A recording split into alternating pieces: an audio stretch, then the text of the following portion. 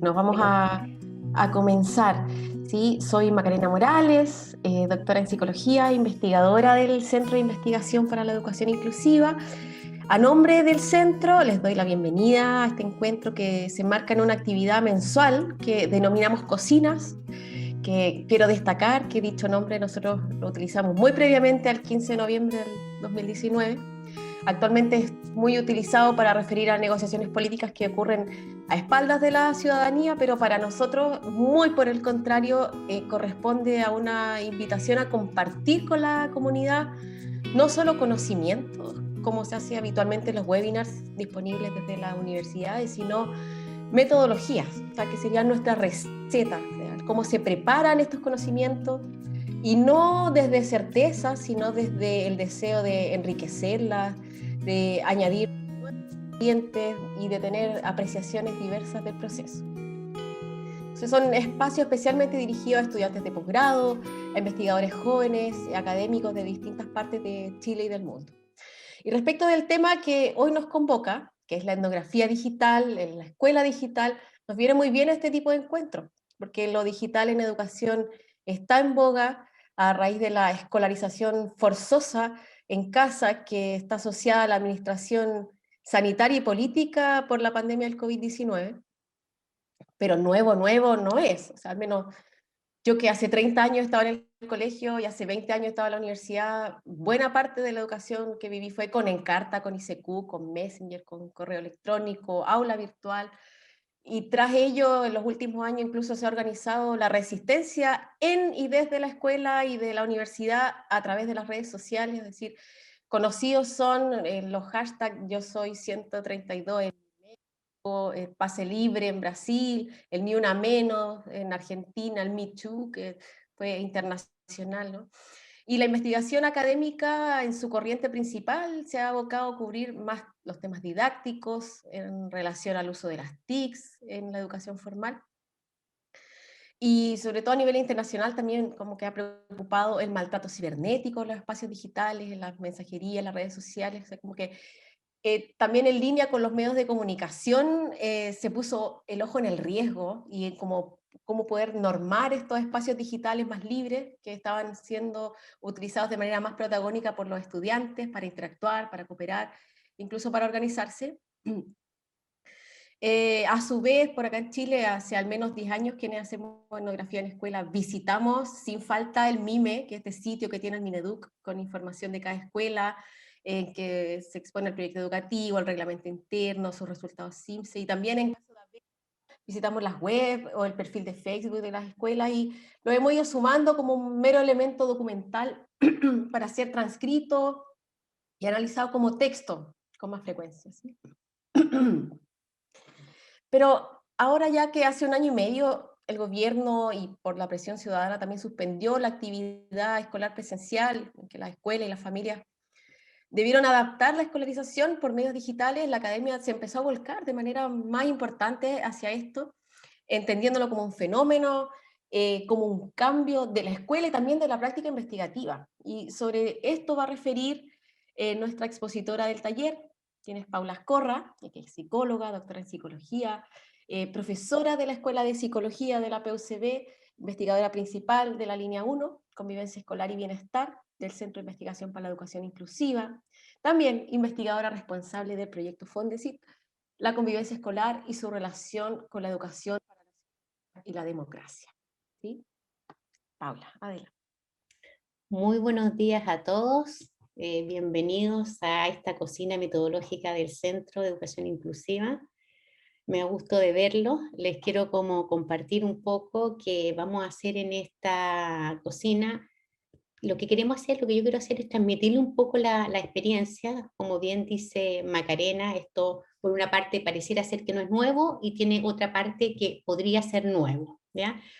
Yo quiero plantearle a ustedes ciertas distinciones de lo que podría yo, a través de la literatura, también de la práctica, de la reflexión con el equipo de investigación, lo que estamos entendiendo por etnografía virtual, ciertas reflexiones y algunos tips. Va a quedar mucho pendiente porque tengo apenas 25 minutos, ¿ya? Va a quedar pendiente, por ejemplo, cómo registramos, no me voy a meter en ese ámbito, a pesar de que es un ámbito, lo podemos comentar después en las preguntas, ¿ya?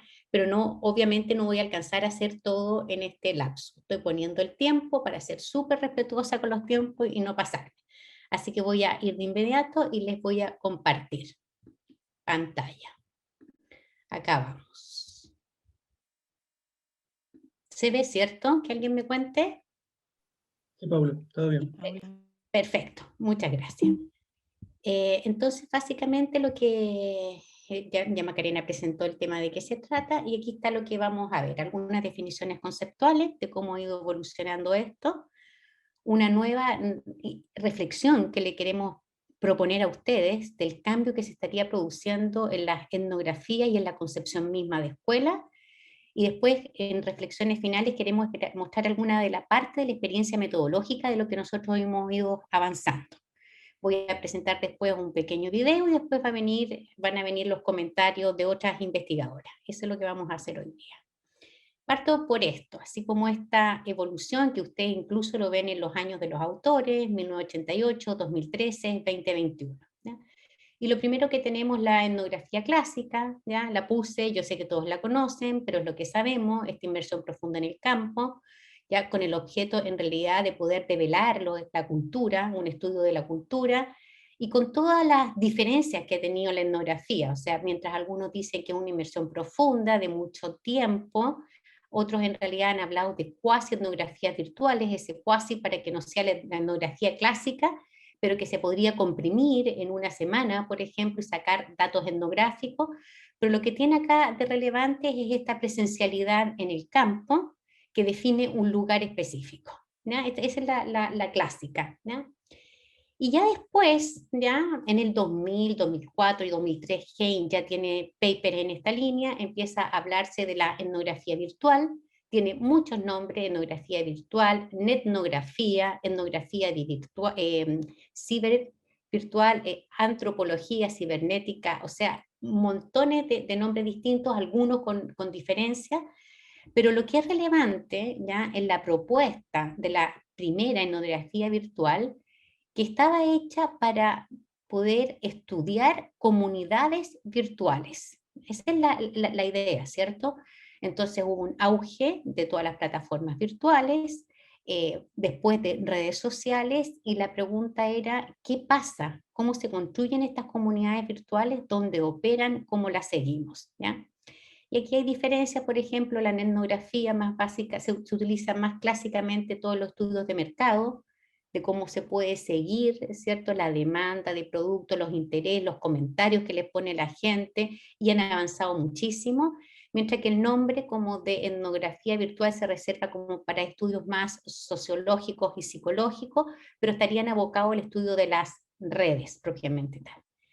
Y nos desafiamos con la pandemia, y aquí ya ha empezado a surgir bastante, no bastante, pero hay producción de literatura, a que estábamos encerrados y cómo accedemos al campo, ¿ya? Y aquí hay dos posiciones, ¿ya? Una, ocupar, digamos, las técnicas de Internet que ya se hacía antes, porque sí habían entrevistas por Skype, sí habían entrevistas por llamados telefónicos, uno podía avanzar en grupo de discusión también por plataformas virtuales, entonces aproximarse al campo a través de eso. Y otros plantean una diferencia en donde en realidad en las nuevas posturas, que nosotros llamamos posturas híbridas, ya después voy a explicar por qué híbrida, y esa es una palabra que nosotros hemos tratado de ir acuñando, no consiste solamente en cómo acceder al campo, sino que en reflexionar en cómo la virtualidad produce a su vez una nueva escuela, una nueva realidad. ¿Ya? Entonces lo que tenemos aquí, en realidad, que podríamos decir que nos estamos aproximando después de la pandemia, en reflexionar respecto del rol de lo digital, tanto como medio de producción, que sería como acceder, ¿cierto?, hacer las entrevistas, contactarnos, pero como medio para obtener, para levantar información, pero a su vez como el mismo medio digital produce una realidad que para nosotros es nueva y distinta. ¿Ya? Y aquí entonces quiero mostrarles qué es lo que nos fue como pasando un poco a nosotros, ¿ya? Aquí hay una cita, ¿cierto?, de Pink, que la etnografía digital sería una forma de hacer investigación que cuestiona, incorpora y se pregunta por el rol de lo digital. Yo creo que esto es súper relevante, porque la pregunta es, en realidad, desde un enfoque de teoría de actor-red o desde un enfoque sociotécnico. La pregunta es, ¿la tecnología es absolutamente neutra? ¿O la tecnología cómo interactúa en la información que se produce? Eso es interesante porque ya sabemos desde las metodologías cualitativas que como investigadores producimos la realidad, somos parte de eso, pero además ahora tenemos otro elemento más, no solamente nosotros, sino que también la tecnología. Esto nosotros como equipo nos ha llevado a reflexionar que probablemente esto no es nuevo. Siempre hemos actuado con tecnología, por ejemplo, una grabadora. Pero ahora el uso de plataformas pareciera ser que acentúa o podría producir otra nueva realidad. ¿Qué es lo que vemos aquí en el fondo? Que nosotros al leer hemos seguido, por ejemplo, varios webinars que se han hecho. La Universidad Autónoma de México hizo un webinar largo, tiene como 17 exposiciones de lo que sería antropología virtual, hemos seguido los papers, y nosotros identificamos que habría como dos posturas. La más propia, ¿ya?, es lo que yo puse como acceso al campo, es como entender la virtualidad como que no pasara nada, y es tratar de solucionar todos aquellos problemas para hacer que esto funcione lo mejor posible. O sea, en realidad es como no cambiar la epistemología ni la ontología, la escuela es esa que yo conozco con los estudiantes y solamente que ahora yo voy de manera virtual. Y aquí estos tips son nuestros, ¿ya? Algunos nuestros, otros también los sacamos de un artículo de Pink. Aquí lo primero que nos pasa en esa comprensión que nosotros la hibridamos, después ustedes van a ver, no creemos que se acceda a una escuela que exista per se.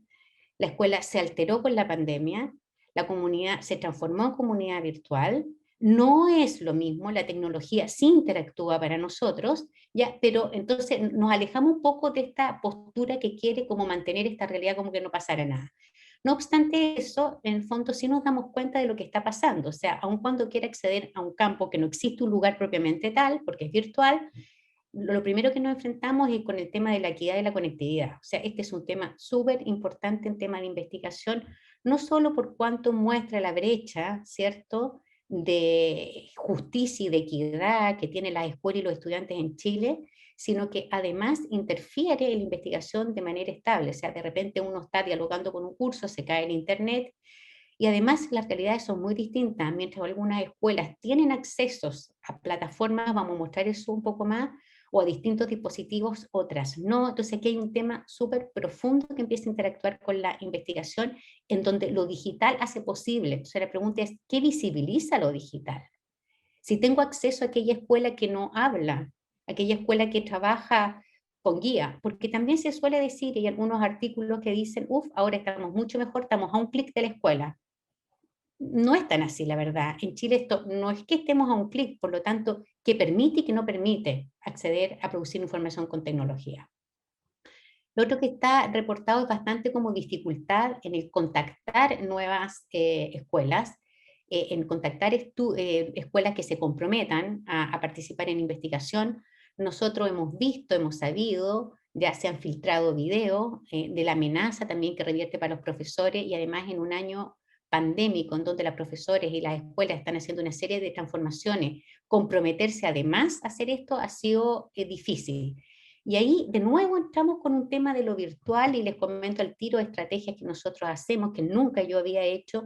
Hemos hecho post-it muy pequeños con fotografías de la investigación y lo que hacemos, y así tratamos de motivar a la empresa. Entonces cambió totalmente el contacto de antes, que en el fondo era como ir a hablar, ir a presentar al proyecto como en extenso, pedir una reunión, ahora a algo muy pequeño, de un pequeño post-it que puede llamar la atención y después entrar a presentar el proyecto de investigación.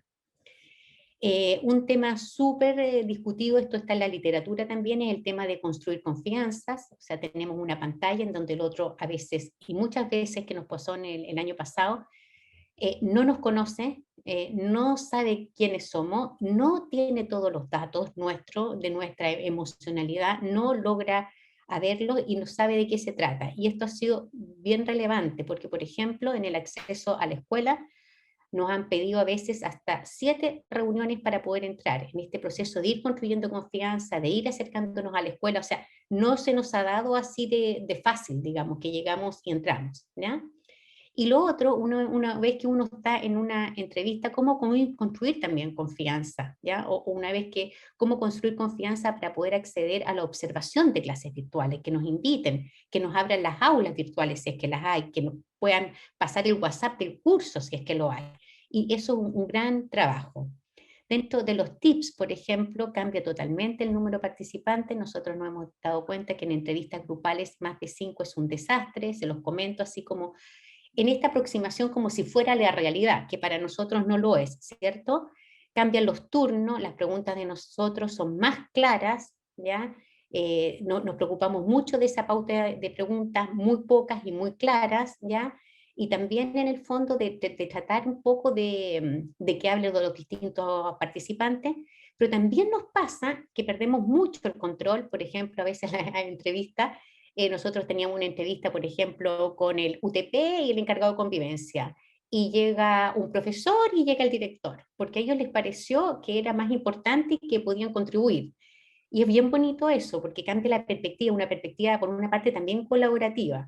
Entonces, hay que ir, hay que ir tejiendo y hilando en el minuto, ¿no? Hay un tema bien importante que nos damos cuenta de que no sabemos qué pasa, no sabemos cuál es el lugar.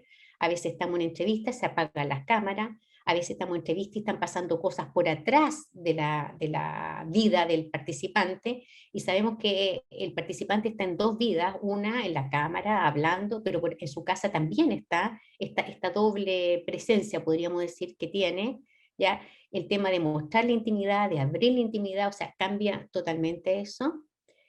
Nos hemos enfrentado a lo que nosotros hemos denominado problemas de sesgo, en el sentido que cuando logramos construir confianza con la escuela y todo, no tenemos, por ejemplo, libertad de observar un recreo y entrevistar libremente a un estudiante, sino que los estudiantes que finalmente podemos acceder son aquellos que la escuela nos invita, aquellos que la escuela convoca.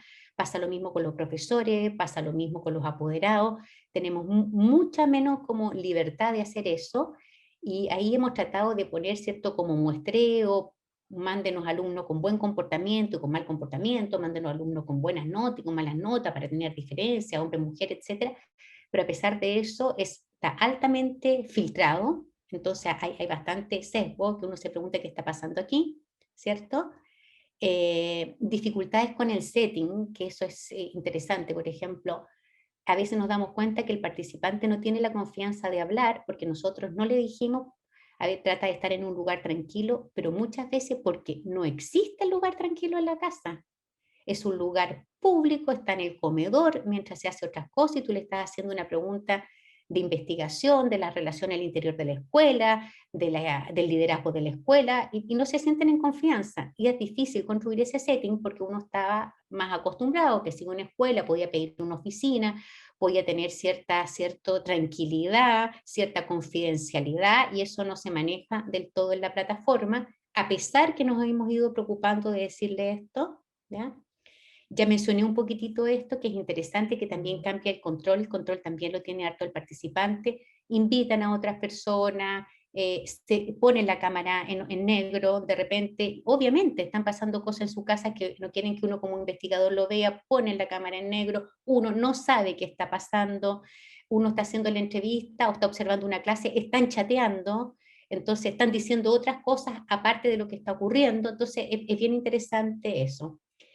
Y empieza a pasar esto también de la importancia como de la imagen, ya tanto desde el punto de vista del investigador como de los participantes. Se ocupan filtros, hay filtros de pantallas de fondo que difuminan el espacio para no saber dónde está, que se pone más en un lugar, pero también hay filtros personales de ponerse ceja, de ponerse, de hermosearse, y a nosotros también, dado que no teníamos todas las confianzas y nos contactamos igual que ellos por distintos medios, nos empezamos a preocupar, por ejemplo, uy, quizás mi foto de WhatsApp no es la más apropiada, voy a poner una foto de un paisaje de mar, porque quizás si yo me muestro, voy a inventar con todos mis hijos, eso no puede que a algunos les guste, que a otros no, y también nos empezamos a preocupar de cómo comunicamos con la imagen, pero la imagen se vuelve como fundamental, ¿ya? Entonces, esto es como una forma de pensar que uno podría tener ciertos tips a mejorar, que creo que son importantes, en el sentido de poder acceder a esa escuela que según nuestro equipo ya no existe. No existe esta escuela que uno cree que sigue operando, según nosotros es una realidad otra. No obstante, estos tips nos ayudan a acercarnos a ello. Y lo otro que nos empezamos a ver entonces es qué pasa con esta interacción, ¿cierto? No solamente del investigador, sino que del medio digital en la producción de la realidad. Entonces, como por darles un ejemplo que me parece como que lo discutimos en el equipo, que es bien ilustrativo, cuando uno está en el fondo haciendo un curso, por ejemplo, de fotografía o de cine, uno ve la fotografía, ¿cierto? La composición, pero también el encuadre de la fotografía, o sea, cómo la máquina, la fotografía te la pone por lo general rectangular o cuadrada, pero generalmente no tenemos fotografía en 360 grados, ahora hay algunas, pero entonces no te la muestra así. Por lo tanto, lo digital recorta, hace un recorte de la realidad. Y nos empezamos a preguntar entonces cómo recorta eso y a qué escuela me enfrento, que estaríamos enfrentados como una nueva escuela. Y entre las cosas, por ejemplo, que empiezan a suceder, que en realidad la pantalla que ocupan, ya sea el Meet o el Zoom, tienen, si bien uno puede elegir cómo organizar la presentación de las personas, por lo general es una cosa bastante como plana, o no tanto. Puede poner a una persona en pantalla al profesor y todos los alumnos en chico, o pueden ponerse todos, comillas, democráticamente, en el sentido que todos están presentes en la pantalla. Y uno se pregunta aquí, ¿qué pasa con eso que pasaba en el espacio físico, ¿cierto? O sea, de cómo la ubicación en la sala también determina las relaciones y el comportamiento, quién tiene prioridad y quién no los tiene, cómo se organiza el espacio, no lo tenemos. Y nos empezamos a preguntar entonces cómo esta virtualidad podría empezar a interactuar con estas nuevas como subjetividades o con estas nuevas formas de aprender. Lo otro que pasa, que ya lo hemos dicho, ustedes todos lo han visto, esta libertad de la presencia. En realidad pasa algo y el alumno tiene, el alumno, el participante que está siendo entrevistado, el que sea, tiene la libertad de salirse. O sea, basta con poner la cámara en negro. Y en esto hay harta cosas que pasan, porque en el fondo a veces hemos hecho seguimiento y la gente te dice, no, en realidad estaba aburrido y en realidad dije que tenía problemas de conexión. O sea, hay hartas cosas entre medio que están pasando. O sea, estos problemas de conexión, por no decir que estoy aburrido, pero finalmente yo me salgo y si me salgo, comilla, no es ni mal visto ni nada y si pongo la cámara en negro estoy totalmente disculpado porque hay una interfaz entre mi mundo privado, etcétera. Y nos hace pensar en esto, ¿cierto? En toda la teoría de la Donna Haraway del sujeto cyborg, o sea, somos en realidad en este minuto cambiar la concepción de este sujeto cerrado sobre sí mismo y puesto en una comunidad como un sujeto que interactúa y se produce y produce su propia subjetividad a través de las tecnologías. ¿Ya? Y esas tecnologías le dan recursos de aparecer, de no aparecer, de cambiar las pantallas, ¿cierto? De presentarse de una determinada manera. Nos preguntamos también porque la otra forma, ¿cierto? Este acceso al campo como si existiera la escuela comilla prepandemia, que nosotros creemos que ya no existe y no sabemos si va a volver, era muy difícil acceder a la observación de prácticas, o sea, uno lo echó en falta de manera terrible, sobre todo el tema como de la infraestructura y cómo la infraestructura organiza la vida y organiza el comportamiento. O sea, cuando la escuela está dividida, dónde está el patio, quiénes juegan en el patio, ¿cierto? ¿Dónde está la sala de profesores? ¿Desde dónde los profesores miran a los estudiantes? ¿Cuál es la disposición de las salas? ¿Son salas todas frontales? ¿De repente hay trabajos en círculo? Todo eso está ausente. No existe eso. Pero existen otras prácticas que también nos empezamos a dar cuenta. Por ejemplo, en la concepción del tiempo. Las clases son más cortas, las entrevistas también están mucho más dirigidas. En el tema de las tareas, los estudiantes tienen como, independiente del profesor, generan montones de estrategias, que sería bonito mapear esas estrategias, se juntan a través de distintas tecnologías, se arman nuevos grupos que antes no existían, ¿ya? sacan de internet información, o sea, es otra escuela.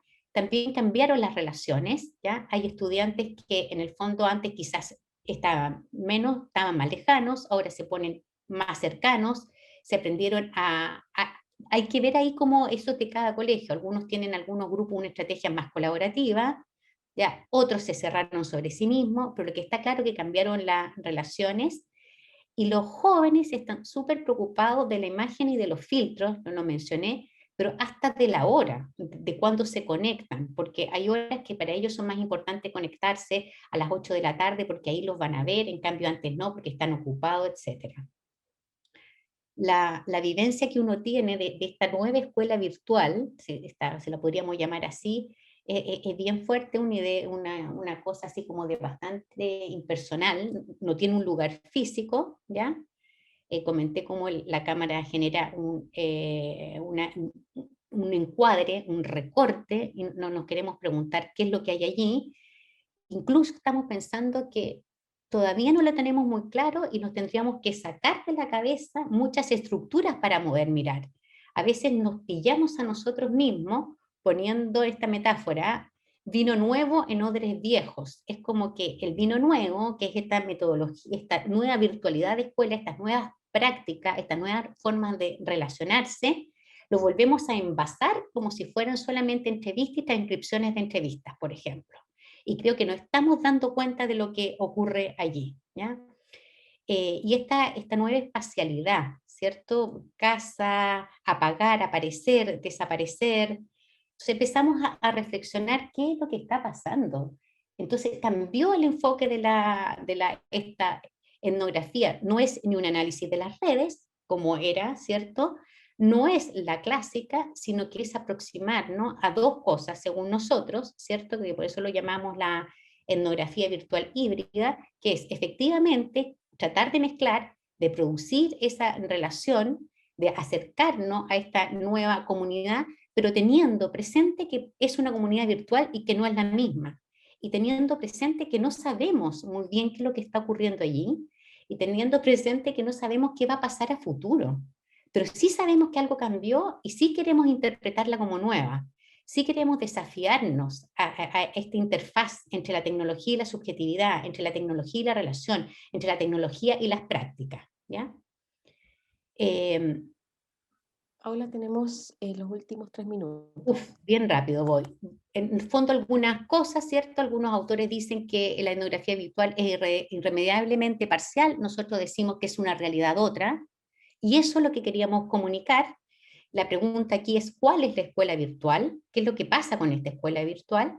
Preguntarnos si estamos en un paréntesis o nos estamos enfrentando a una nueva realidad y comentarles que nosotros hemos ampliado tremendamente el registro, por ejemplo, revisando WhatsApp, revisando paralelamente la pantalla con el chat de la clase, revisando documentos, revisando el Facebook, el YouTube de la escuela, las ceremonias virtuales transmitidas por streaming, las notas de prensa y haciendo llamados telefónicos post para chequear un poco lo que pasó, la interpretación que construimos si son reales.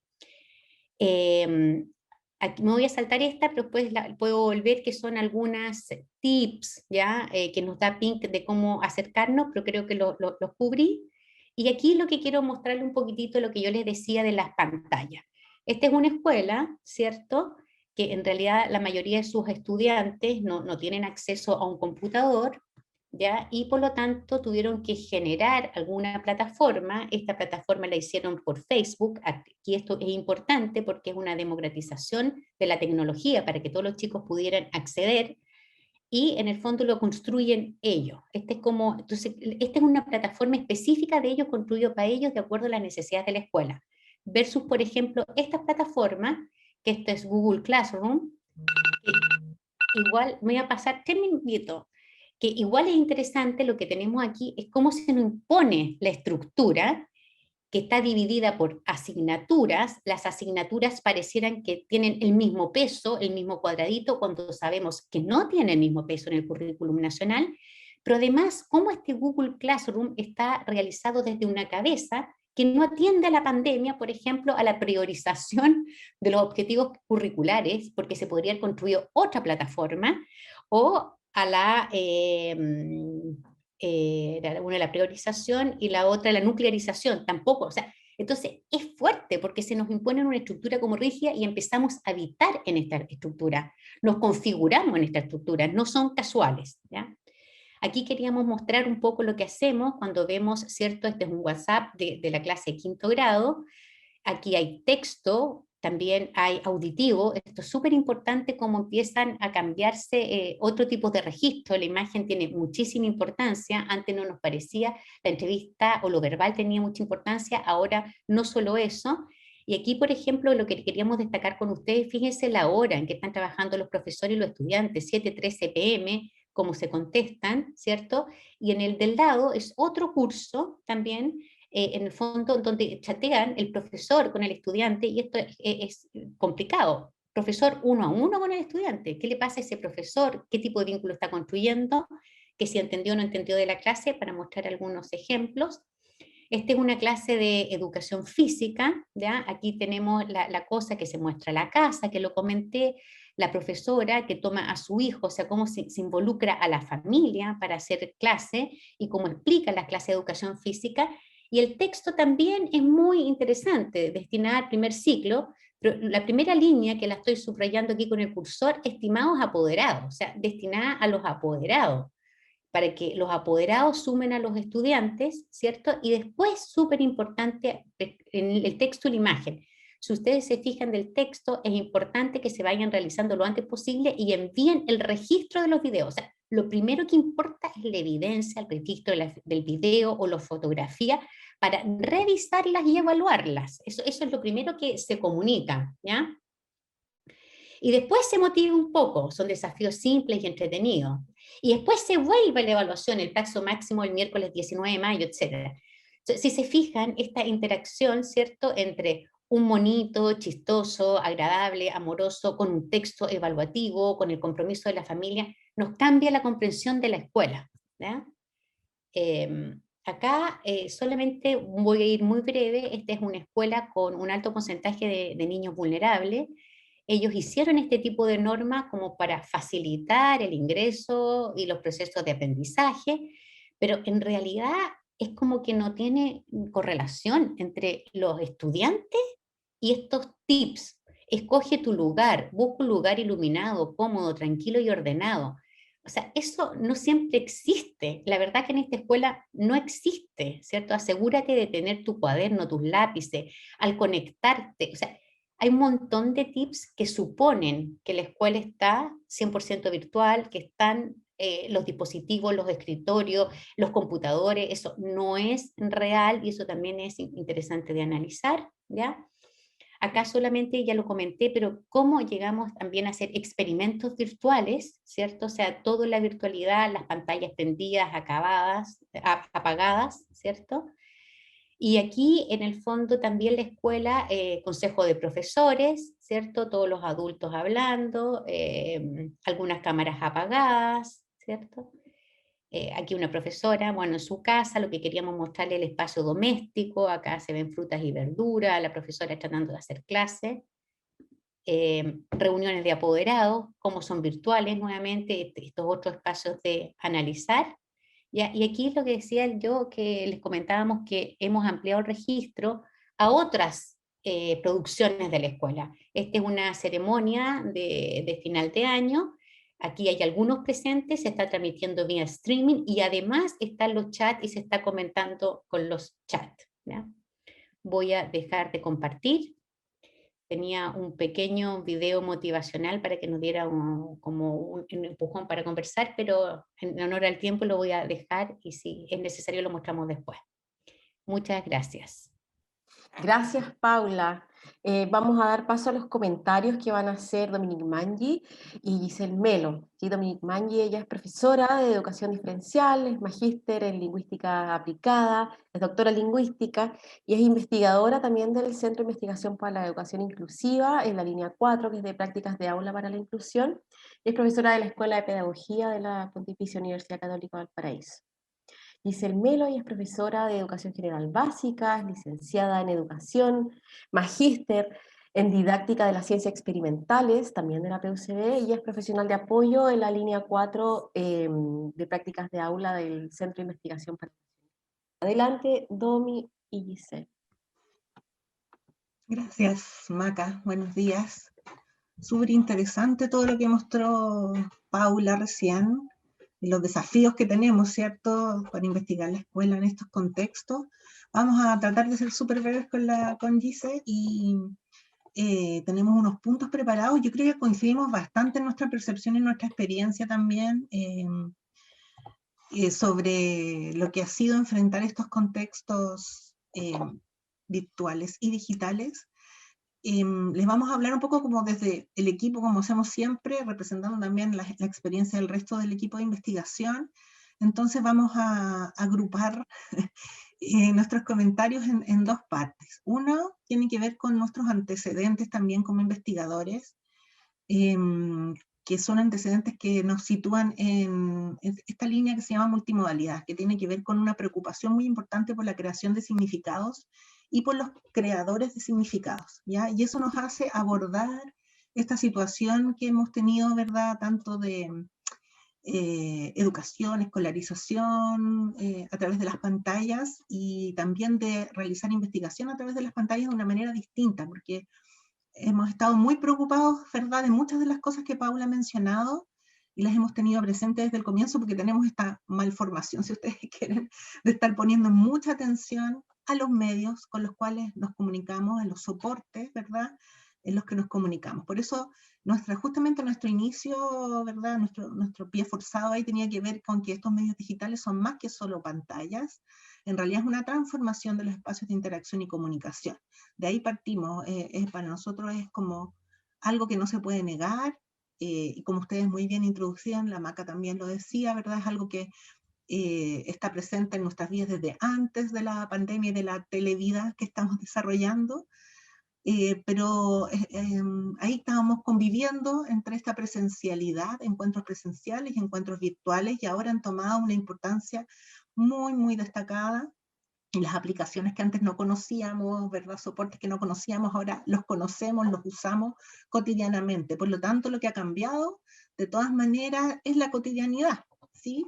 Entonces, nosotros hacemos una distinción importante entre encuentros presenciales y encuentros virtuales, y cuando son virtuales, los distintos soportes en los que se llevan a cabo, porque desde la mirada semiótica, ¿verdad?, es muy distinto lo que cada soporte y el potencial de uso que tiene, y vamos descubriendo nosotros potenciales, o a veces en la interacción justamente con los otros nos vamos dando cuenta que hay cosas que ese soporte te permite hacer para comunicarnos y para interactuar, y también de las limitaciones de los soportes, no como algo negativo, sino como algo que uno tiene que tener en cuenta, que no le puede pedir a ese soporte digital porque no te lo va a dar para la interacción y para la comunicación, ¿ya? Y sí, entonces hay que buscar otro tipo de soporte. Tomando en consideración esto, en realidad los espacios de participación, tal como ustedes decían, se han transformado, la cotidianidad se ha transformado.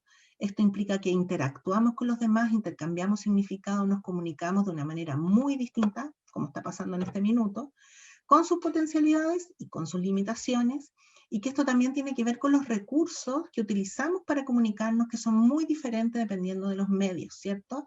Cuando nos comunicábamos presencialmente, ya estábamos usando esta proyección de PowerPoint, ya estaba antes, ¿cierto? Pero ahora la relevancia que tiene, el lugar que ocupa, y la simultaneidad de muchos recursos, como ahora, ¿cierto?, que nos vemos en las pantallas chiquititas, vemos además lo otro, vemos estos encuadres que decía Paula, es una simultaneidad distinta, ¿ya? Y es en esta simultaneidad que se tejen las relaciones humanas. No es que no se tejan, antes también se tejían, ¿cierto?, pero ahora es muy relevante este tejido. Es en esta simultaneidad de recursos que se da la construcción intersubjetiva, como nos vamos afectando entre nosotros también. Y también es aquí donde se da la representación de identidades. O sea, antes podíamos decir, sí, bueno, los soportes digitales nos mostramos de una cierta manera, o no nos mostramos de una cierta manera, ¿verdad? Vamos eligiendo qué hacer, pero ahora es muy evidente que la construcción de la identidad también se da sí o sí, como decía Paula, limitada por esos diseños que te ofrece cada uno de los soportes digitales. Cada plataforma, cada aplicación está estructurada y te da ciertas posibilidades y te limita, ¿verdad? Y hay otras posibilidades que no te ofrece, y nosotros podemos un poco jugar, conociendo esas potencialidades, jugar, favoreciendo esas interacciones que queremos o no, sean en entornos escolares o en entornos de investigación, y también conociendo lo que no le podemos pedir, ¿cierto? Porque no nos va a dar ese soporte. Bueno, entonces como cambian los espacios de participación, cambian también los espacios de investigación, sin duda. Específicamente si pensamos en las formas de producir datos, como mostraba Paula, es muy evidente cómo tenemos y compilamos un registro distinto, ¿verdad?, de lo que pensamos que es importante para comprender esta nueva cotidianidad. Y bueno, aproximarnos entonces a lo cotidiano implica también pensar en este caso específico la etnografía digital de una manera diferente. Nosotros no somos expertos en etnografías digitales, también nos ha tocado por los contextos, tenemos poca experiencia, pero les vamos a compartir ahora muy brevemente una experiencia que se da en un contexto de etnográfico, ¿cierto? Pero que da unos pasitos más adelante, porque ya es un taller, trabajando específicamente con actores educativos, con adultos de la escuela y con estudiantes de los programas de integración. No es un grupo muy numeroso de participantes, pero sí tiene la gracia, y ese es el potencial también de este soporte digital, en que estamos poniendo en contacto actores educativos de Viña del Mar y actores educativos de Alto Hospicio. ¿Ya? Imagínense qué entretenido poder hacer un taller con escuelas municipales tan diferentes regionalmente, ¿verdad?, territorialmente, pero que se encuentran en los temas de inclusión que les proponemos, ¿ya? Así que ya de ahí nos habla de potencialidades distintas y cómo tratar de aprovecharlos. Solo voy a introducir esto porque le voy a dar la palabra a Giselle. Entonces, la etnografía digital implica repensar, ¿verdad?, esa observación participante, pensar cómo es que se produce esta observación participante, siempre de manera multimodal, en el sentido de que hay que poner atención, como decía Paula. Antes ya ocurrían muchas cosas simultáneas a las que poníamos atención cuando íbamos con nuestro cuadernito, ¿verdad?, a las escuelas. Ahora también pasan muchas cosas simultáneas, como son distintas también nos parecen obvias, al principio no las vemos, luego empiezan a aparecer y nos damos cuenta que tenemos que ponerle mucha atención. Y lo mismo pasa por los registros, ¿verdad? Empiezan a crecer los registros, que ya no son solamente fotografías, ¿verdad?, entrevistas en audio, sino que empezamos a guardar, a organizar los registros de manera más importante, ¿verdad?, ordenándolos de otra manera, porque tienen otra naturaleza, y también porque hay que leerlos y después interpretarlos y volver a usarlos también de una manera diferente para la etapa de interpretación. La idea es poder captar esta nueva cotidianidad, ¿cierto?, en 3D, con todas las dimensiones, y es un desafío grande que nos ha pillado, ¿verdad?, en medio de esta pandemia, y que nos hace plantearnos que se puede hacer investigación, pero que definitivamente hay que reconocer esa realidad, otra que decía la Paula, ¿verdad?, esta otra cotidianidad nueva que hay, y hay que pensar también que la investigación no para, si es que hay estos objetivos de comprender en profundidad, hay que poner atención a estos nuevos medios, a estos nuevos soportes, a estas nuevas formas de participación y de interacción. Te doy la palabra, Giselle. Ya, gracias, Romy. Lo primero que voy a hacer es mostrarles un videíto para poder contextualizar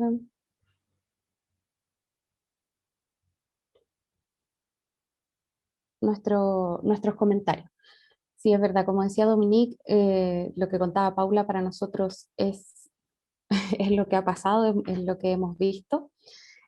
Solo tenemos la experiencia de haber generado un espacio para poder hacer una etnografía, y lo que les voy a mostrar es parte muy breve de la segunda sesión de este espacio, donde lo que hicimos fue generar una cartografía del espacio escolar con diferentes lugares donde los y las estudiantes, y también algún otro adulta y adulto participante del taller, podía poner unos signos que ya les voy a explicar para poder describir o decir o mostrar que en esos espacios se había sentido incluido o excluido. Y Entonces aquí les dijimos que, como tratamos de buscar por Zoom, ¿verdad? ¿Qué elementos se podían ocupar? Así que decidimos ocupar la pizarra de Zoom, donde podían hacer corazones o podían estampar corazones, podían dibujar o estampar, y dibujar flechas o estampar flechas, ¿ya? El corazón sería por si me siento cómodo o cómoda en ese espacio, en definitiva, lo más incluida o incluido posible, y las flechas para la situación distinta, ¿no es cierto? Entonces aquí no se ve el chat, pero sí estaban pasando cosas en el chat al mismo tiempo. Voy a mostrar como 1 minuto y medio solamente de este taller. Voy a volver a borrar ya de nuevo. Va a quedar en blanco. Claro, pasemos al comedor. Comedor, ese es una instancia grande igual de relación entre ustedes, ¿eh?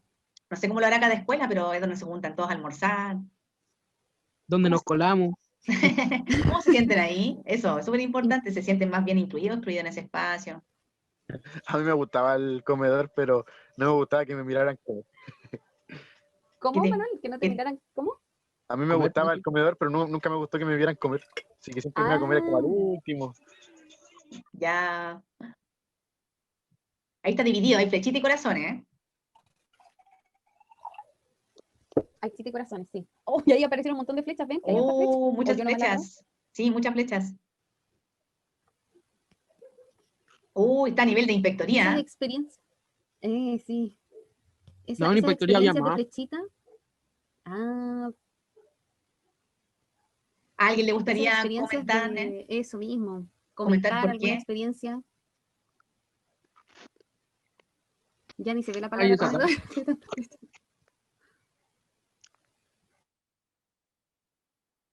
Bueno, hasta ahí el ejemplo, en realidad es súper breve, pero con ese ejemplo queríamos mostrar, ¿verdad?, la potencialidad que tenía el uso de la pizarra, y si ustedes se fijan hay flechas de diferentes colores, eso también es importante para nosotros en el momento de analizar.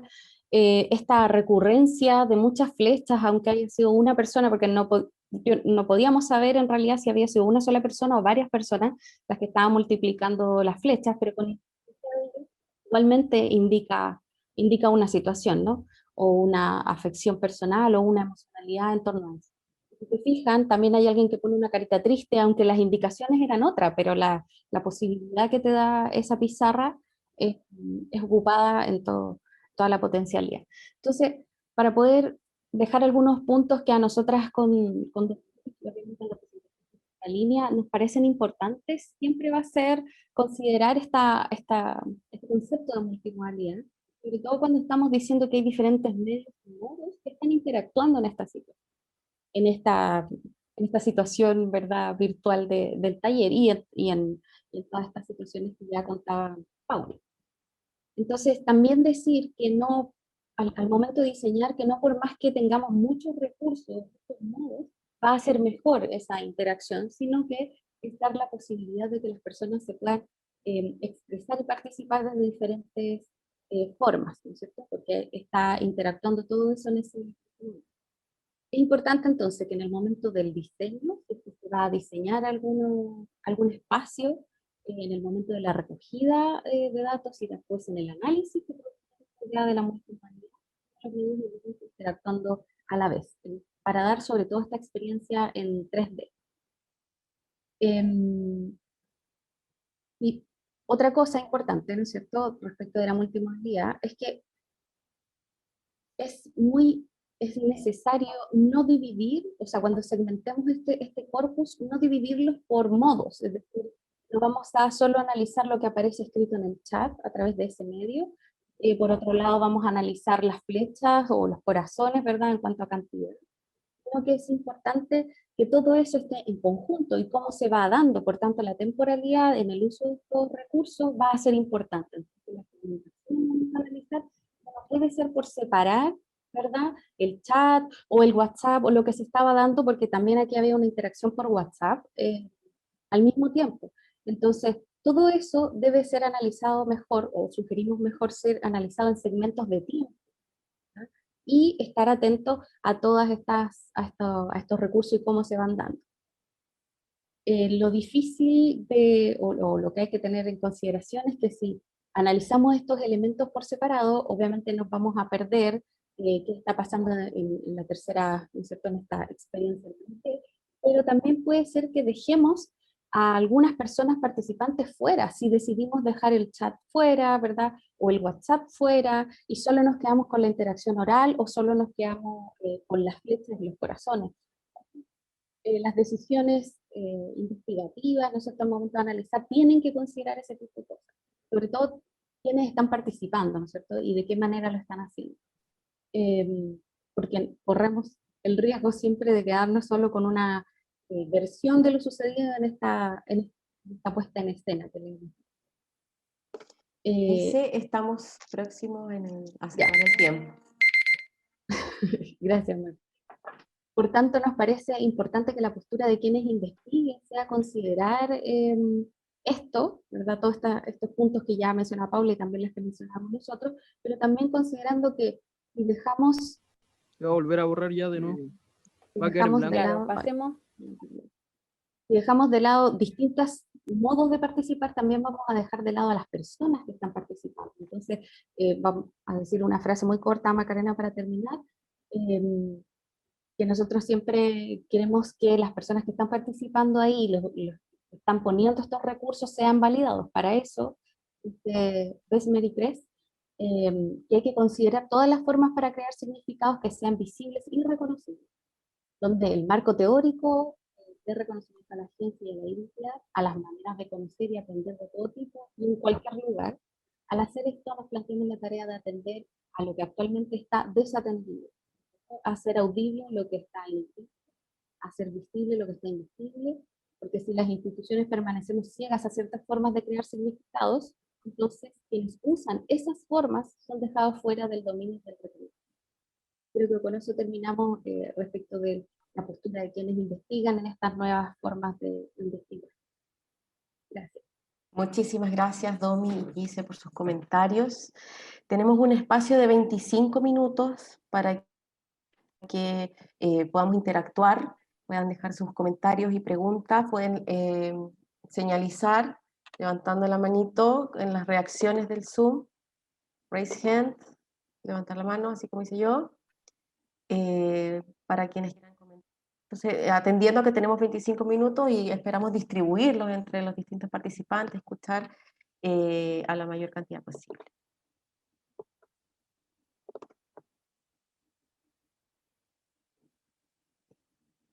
Gabriel. Hola a todos, a todas. Primero, muchas gracias a todas las investigadoras que expusieron, muy interesante todos los puntos. Y bueno, en realidad quería hacer un comentario en relación a estas etnografías virtuales en escuelas, y es que como investigadores tenemos que tener claro que hay ciertos lugares a los cuales va a ser imposible llegar a través de la virtualidad, en el sentido que, por ejemplo, los chicos, si bien existe este chat del curso, por lo general estos chats del curso son como los más normados, se puede escribir hasta cierta hora, hay que escribir formalmente, no se pueden mandar stickers, entre otras cosas. Entonces, por lo general, los cursos tienen dos chats, uno que tienen los puros estudiantes y otro que tienen con la profesora. Entonces, por ahí hay ciertos espacios que, por ejemplo, el recreo también nos comentaban algunas profesoras, que algunos chicos en la media hora que tienen entre clases, en vez de despegarse la pantalla, que es como para lo que está pensado,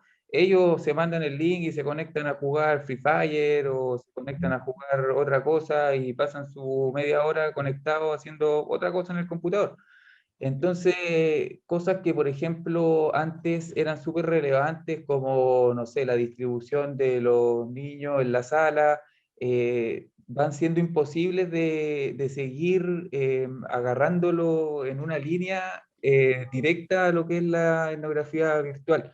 Entonces, por eso igual me hace mucho sentido esto, como que se propone como un espacio híbrido, algo nuevo, porque realmente hay que cambiar ciertos puntos de atención. Entonces es un desafío tremendo en realidad y que se está como aprendiendo sobre la marcha. Bueno, también quería agregar como que agrega más complejidad el hecho de todas ahora estas nuevas metodologías híbridas que están planteando en muchos colegios, en donde los cuales la mitad del curso está en la sala y la otra mitad sigue en la casa, como que todo eso también aporta un nuevo escenario en el cual quiénes son los que asisten, quiénes no asisten, cómo se dan esas relaciones.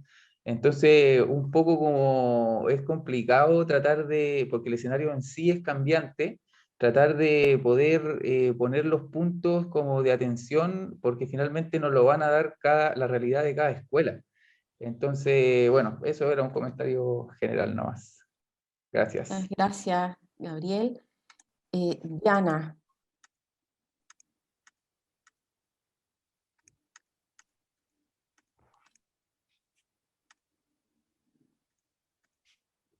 Sí, que había levantado la mano. No sé si se desconectó. Sí, tenemos Edgardo y Rosenberg. Edgardo. Sí, hola, buen día. Agradecer las presentaciones que han realizado, interesante como punto de partida. La verdad que los tiempos nos dan como para seguir dándole más vuelta a temas que a mí por lo menos me quedan dando vueltas. ¿Sí? Una primera reflexión o sensación en realidad es tener claro desde dónde uno habla muchas veces, ¿eh?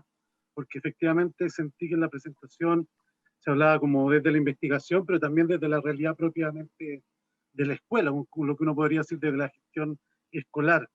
Y en ese sentido yo tengo la sensación de que al margen de la coyuntura que estamos viviendo, esto lo que llaman algunos de la tiranía de la virtualidad, ¿no es cierto?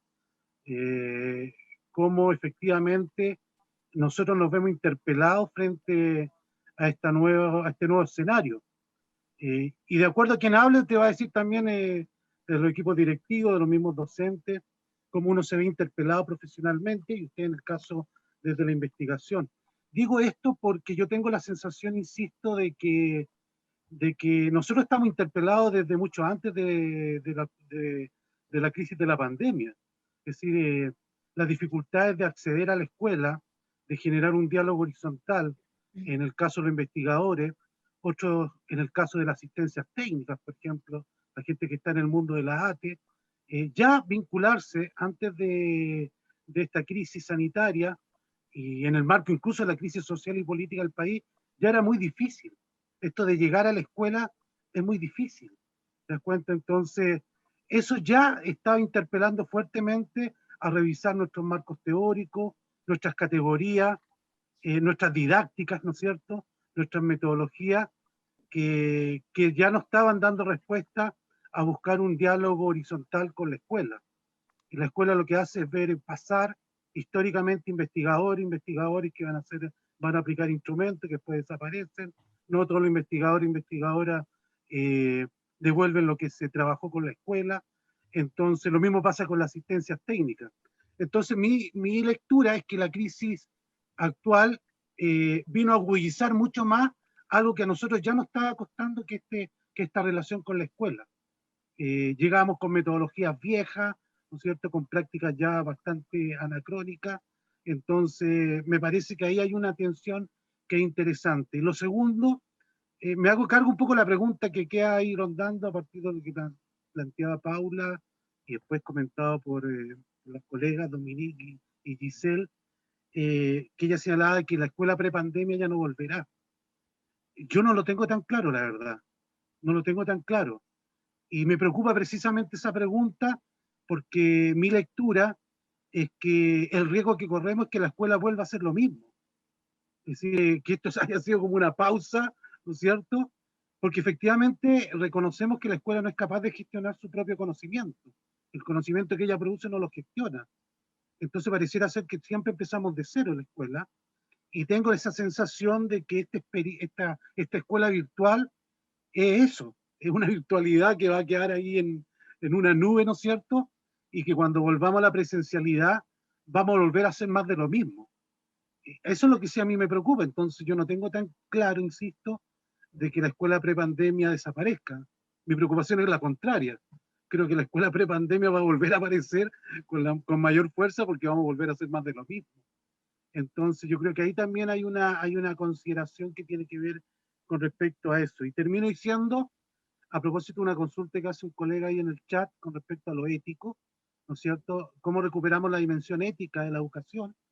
Y por qué no decirlo también de la política, ¿no es cierto? Y en esa perspectiva, ¿cómo somos capaces de recuperar algo que era muy difícil? Porque yo leía recién que la colega terminaba a propósito de la multimodalidad y la necesidad del reconocimiento.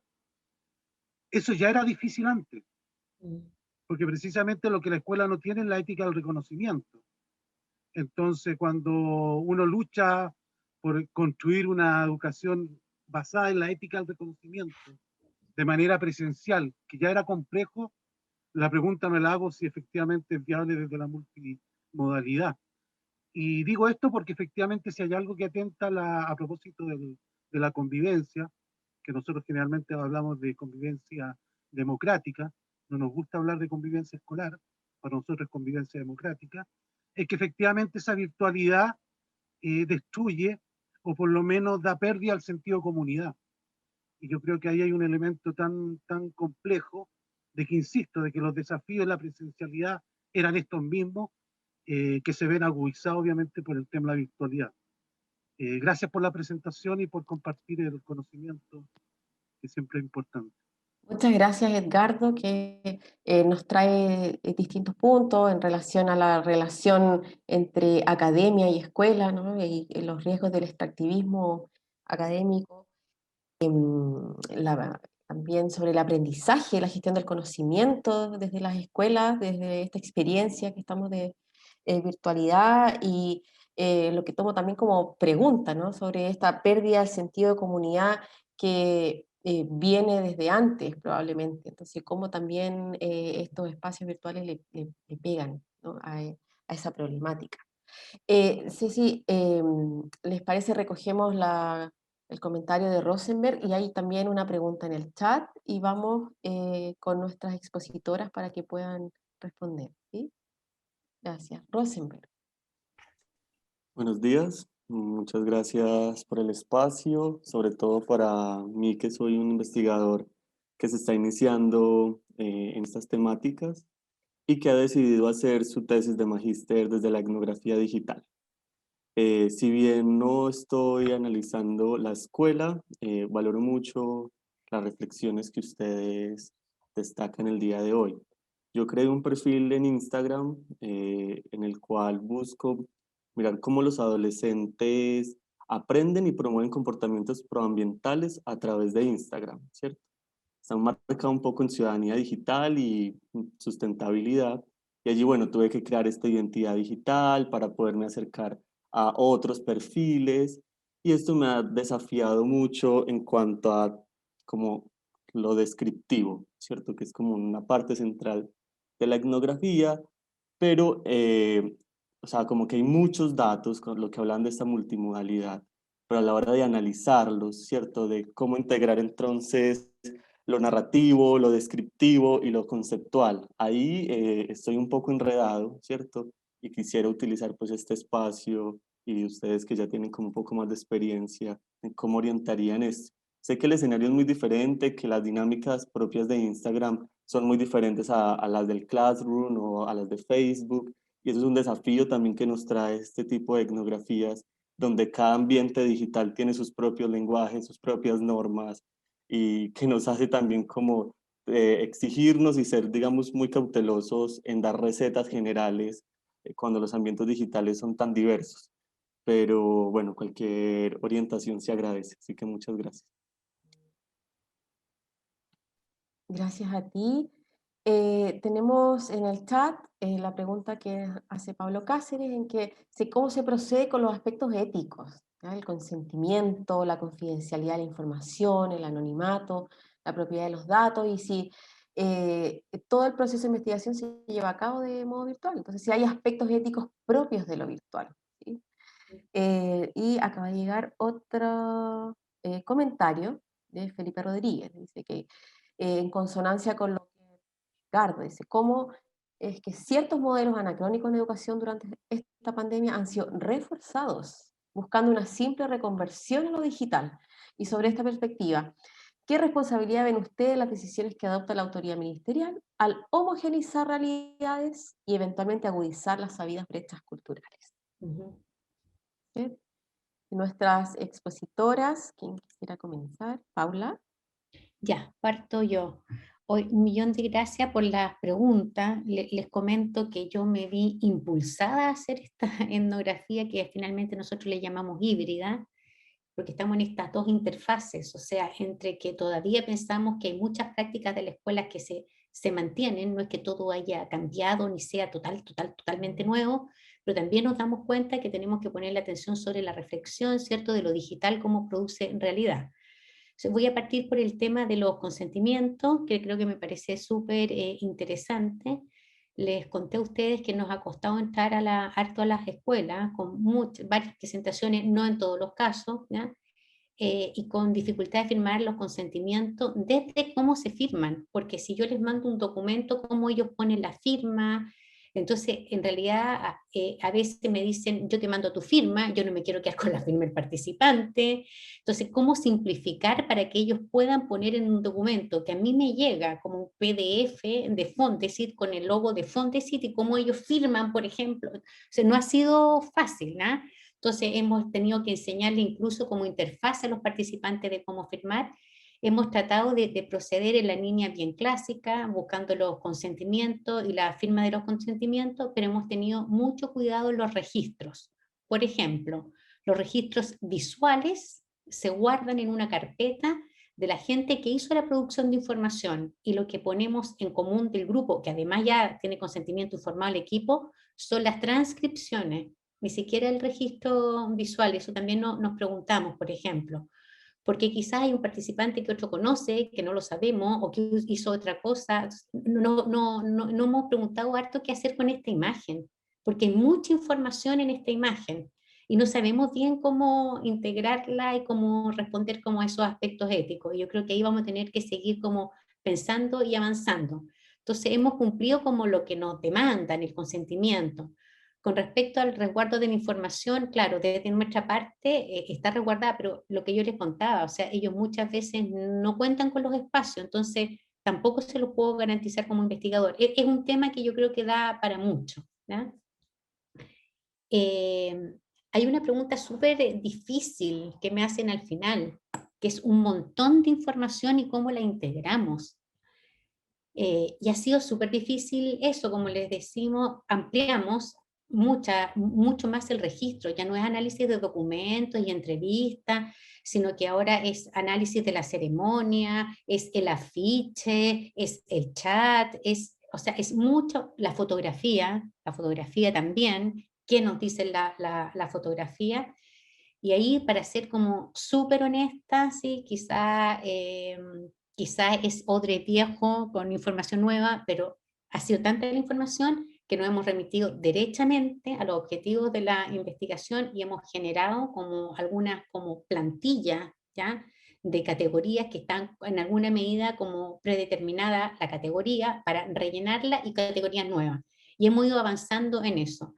Lo que nos ha tomado mucho tiempo también, porque eso lo han hecho grupos. Nosotros tenemos en este minuto, hemos hecho etnografía virtual híbrida, como llamamos, en 4 escuelas. Cada grupo hace en una escuela, pero nos costó mucho el interescuelas. Eso fue como bien interesante también. Y básicamente lo que hicimos es poner en diálogo estas categorías que habíamos hecho, muy en la línea de análisis de contenido. Ya ahí también operamos con un software, el NVivo, que nos ayudó, pero que haga otra información que tiene que ver con las imágenes distintas entre la escuela. Entonces hay cosas como recurrentes, cosas muy diferenciadas, ¿ya? Me parece súper relevante esto que dices tú, Edgardo, ¿ah? O sea, no es que yo no sé qué va a pasar, no sé qué va a pasar post pandemia, ¿ya? No sé si la escuela va a ser igual, y no sé si es lo relevante, pero lo que sí es relevante, un poco lo que esa intuición que leo en ti, que yo también la comparto, que no estamos siendo capaces de analizar lo que está pasando. Eso es lo que no estamos siendo capaces de gestionar el conocimiento que se está produciendo en la escuela. Es como, por eso yo les decía, como que miramos con los marcos antiguos y vamos a la entrevista y todo, pero no, es que están pasando muchas cosas, es que los estudiantes se están gestionando de manera distinta, los profesores se están gestionando de manera distinta, y yo creo que en eso hay mucho que aprender. No sé si seamos capaces de aprender de eso, y probablemente quizás recurramos a las antiguas prácticas y todo vuelva a ser igual, pero que cuando uno se enfrenta, que tiene la sensación de una experiencia absolutamente nueva y que hay mucho recurso nuevo, es súper interesante eso, y no estamos siendo capaces como de gestionarlo. Me quedo por ahí, yo sé que me quedaron algunas preguntas, Gabriel hiciste un comentario, ¿es cierto? Pero también le doy un espacio a Dominique y a Giselle. Dominique, que tiene su mano levantada. Sí, tengo la mano ahí levantada. Sí, muy interesante todas las preguntas, ¿cierto? Porque de verdad nos desafían a ver cómo tratamos de ver la globalidad lo más integral que se pueda sin dejar esos datos fuera, pero al mismo tiempo entiendo, ¿verdad? Lo que dice Paula, la complejidad después que hacemos cuando tenemos todos esos datos. Nos ha pasado, venimos trabajando hace un tiempo, ¿verdad? Nosotros con videos, por ejemplo, entonces, claro, hay como este dilema de la imagen que tiene que ver con la ética también que decía Paula. Nosotros lo hemos enfrentado de otra manera.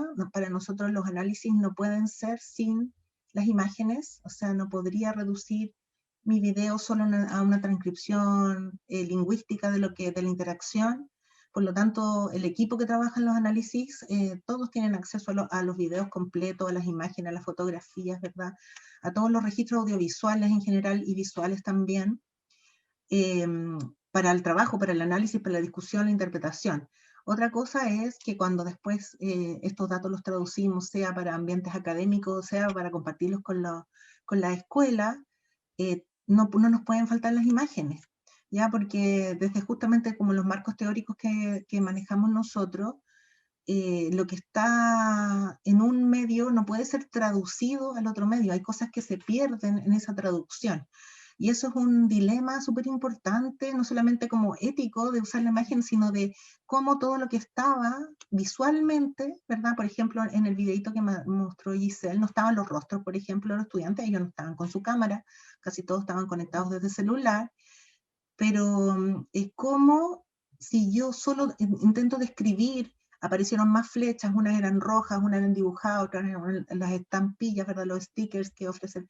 Si yo solo describo lingüísticamente, estoy perdiendo la riqueza de lo visual, ¿ya? Entonces, como que no podemos no poner alguna imagen, porque la imagen no es equivalente a, por más que queramos ser detallistas en la descripción, siempre hay cosas que se quedan afuera.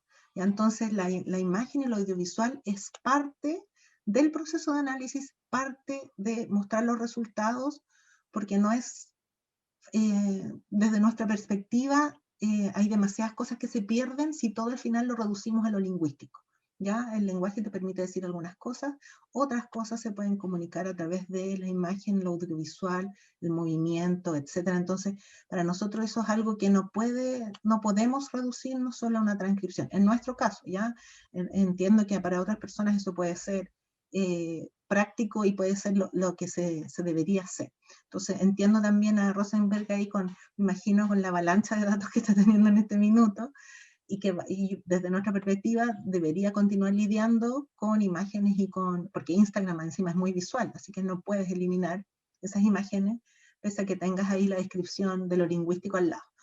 Entonces, eso quería decir por una parte. Entonces, hay una cosa ética, ¿verdad? Obviamente nosotros ya somos expertos en pixelear las fotos, porque, bueno, acá cuando comenzamos también con el equipo de comunicaciones, cuando va a trabajar con nuestro material, le pedimos, por favor, hay muchas cosas que pixelear, o en las fotografías, o reencuadrar, tal como tú decías, las fotografías y los videos, que a veces no son rostros, a veces, por ejemplo, son firmas.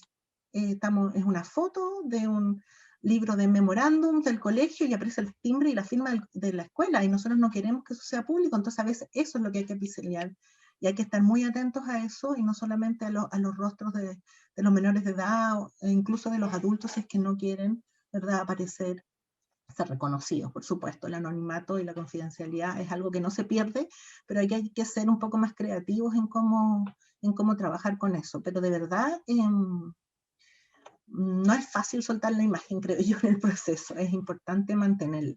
¿Sí? Bueno, hay otras cosas que quería comentar, pero también voy a ceder la palabra.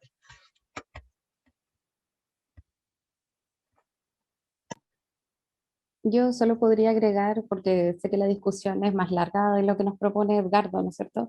Esto de qué va a pasar, o que siempre hemos tenido los mismos problemas o las mismas dificultades y ahora se acentúan cuando estamos haciendo esto. Yo quería solo puntualizar en el punto del reconocimiento de esas voces que no reconocemos, ¿no es cierto?, cuando estamos en la presencialidad y ahora en virtualidad quizás podría ser un poco más democrático, pero lo voy a usar bien a la pasada, ¿no? Donde están todos los recuadros en Zoom y podríamos decir que tiene una participación mayor, pero creo que lo que estaba comentando Dominique, ¿no es cierto?, estos recursos, estas diversas formas de participar, sí a nosotros nos han permitido, creo yo, dar reconocimiento a esas otras formas de comunicar. Por ejemplo, en la presencialidad, al gesto o al no hablar solamente cuando uno va a analizar una sala de clase y analiza la interacción, quien pide la palabra, pero nosotros también nos fijamos en las actitudes, en los gestos, ¿verdad? Porque eso nos da la posibilidad de analizar desde la multimodalidad. Y en este caso, cuando estamos en virtualidad, el reconocimiento también pasa por, no sé, gestos de apagar la cámara, ¿no es cierto? O de si pongo una foto. Todos esos detalles para nosotros igualmente desde el análisis multimodal son importantes. Lo que quieres decir o lo que todo significa, ¿no? Todo. La imagen que pongo, el nombre que pongo, porque los chiquillos en este taller no necesariamente ponían sus nombres y sus apellidos, pues ellos ponían el nombre que querían, ¿no? O la foto que querían, o derechamente nos decían, no quiero prender mi cámara, y ahí no había ningún problema, ¿no? Pero eso también significa algo. Entonces, también desde la multimodalidad para nosotros es importante ese reconocimiento de esos gestos y de ese uso de recursos. Dice Domi y Paula, sí, ¿quieres hacer un último punto, quería hacer Paula? un comentario que salió acá. Miren, a raíz de preguntarme cómo interactúa lo digital, como en la producción de prácticas, de formas de relacionarnos, de formas de subjetivarnos, de identidad, me empecé también a ir para atrás, como decir esto no es nuevo, o sea, la virtualidad, claro, nos pone otra plataforma. Y me empezaron a aparecer muchas cosas. Por ejemplo, me empezaron a aparecer los cuadernos de caligrafía en línea, donde no te puedes salir de la línea. Y me empecé a preguntar qué fuerte lo que le pasa quizás a los estudiantes que no pueden salirse de la norma. Me empecé a preguntar por los patios delimitados. Entonces, este es el espacio cuadrado del recreo, que es este cuadrado, y a veces están pintados con amarillo, la línea amarilla, y afuera no. Entonces me empezó a pasar que en realidad empecé como a reflexionar, y les comparto esto, de poner ojo, atención a cómo esa materialidad de la vida, el cuaderno, el patio delimitado, ahora la plataforma empieza a interactuar, y donde se pierden esa distinción entre los sujetos humanos y no humanos, y nos enfrentamos como una dimensión. Esto yo lo sabía con la teoría del actor red, uno lo había revisitado, pero se me hace mucho más fuerte ahora y me permitió mirar para atrás, ¿ya? Que no es totalmente nuevo, y estoy en ese proceso.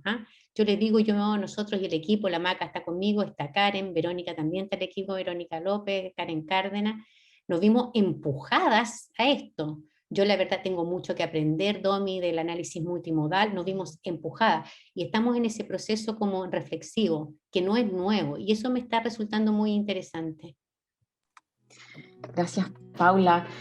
Sabemos que nos quedan puntos en el tintero por temas de tiempo, y a nombre del equipo les doy las gracias a quienes han asistido de distintas partes, desde Brasil, también de Chile. También agradezco a nuestro equipo de soporte comunicacional que hicieron posible este espacio. Les pido que sigan atentos a nuestras próximas cocinas y webinars que desde el Centro de Investigación para la Educación Inclusiva hacemos. Estamos por nuestras redes sociales siempre difundiéndolo. Nos es muy grato recibirlos en nuestra casa virtual y enlazarnos en los desafíos teóricos y metodológicos que atraviesan la educación y que ponen nuevos desafíos a la inclusión. En el chat de acá del Zoom voy a compartir con ustedes un link. Ya está, Teresa dejó un link para una evaluación de nuestro taller, que les agradezco que puedan contestar para conocer sus apreciaciones y sugerencias de mejora para este espacio. ¿Sí? Hasta la próxima. Gracias a todos, que tengan buenas días y buena semana. Gracias, igualmente. Chao. Chao, chao.